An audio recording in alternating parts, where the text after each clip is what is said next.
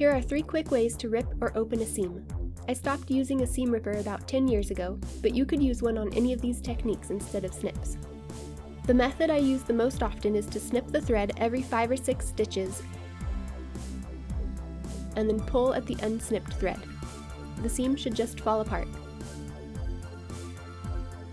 Another way is to snip one of the threads 10 or 12 inches apart and pull it as if you were doing a gathering or easing stitch, but you pull the thread all the way out. This is also a good way to get out a serged seam. You just pull the straight thread that came from the needle, not the looped threads.